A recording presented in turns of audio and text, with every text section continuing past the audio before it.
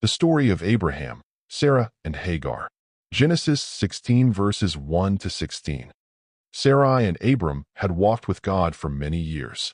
God had promised Abram that he would become the father of many nations.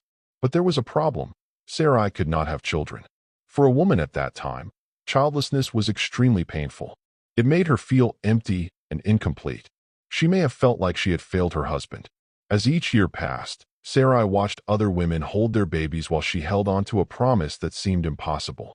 The Bible said, the Lord had prevented her from having children. Genesis 16 verse 2. This statement must have cut deep.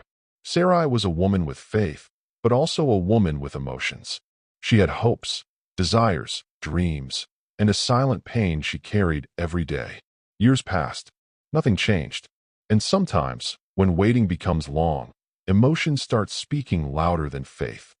One day, tired of waiting and overwhelmed by her own thoughts, Sarai came up with an idea. It was a cultural practice of that time, but still a painful one. Go and sleep with my servant Hagar. Maybe I can have children through her. Sarai believed she was helping God. She was trying to solve a spiritual problem with a human plan. She meant well, but good intentions don't always produce good results. Abram agreed, and Hagar, the Egyptian servant, became pregnant soon after. At first, Sarai thought the plan would bring joy, but instead, it brought tension.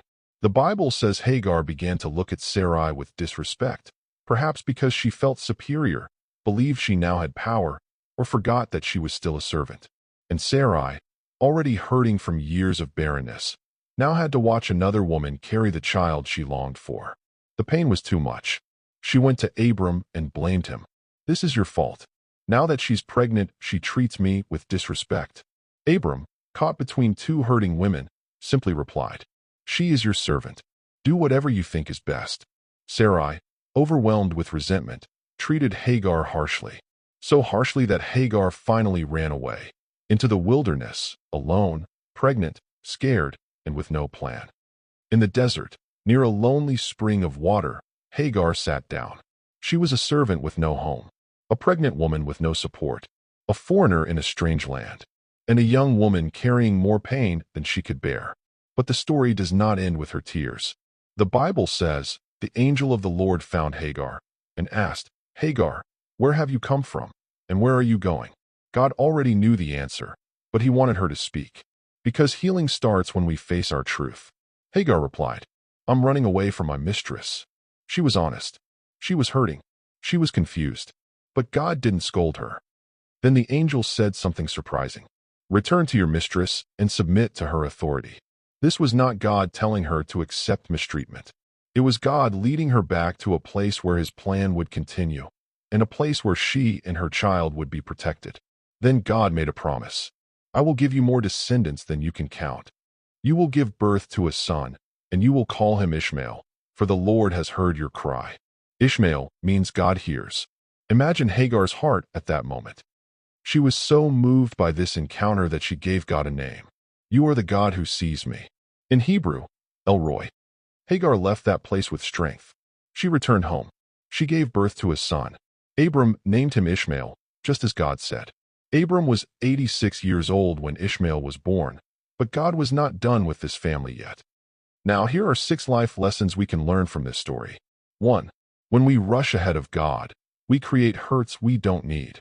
Sarai's plan came from impatience, not trust. 2. Hagar shows us that God sees the lowly, the rejected, and the hurting. God is closest to those who feel far from everyone. 3. God sees your tears even when no one else sees them. Your pain matters to him. 4. God meets us in our wilderness moments. Your darkest place can become your most powerful God encounter. 5. God's promises never fail, even when human plans fail. 6. You can give God your own personal name, not because he changes, but because you finally understand him personally. Like Hagar, you can say, he is the God who sees me.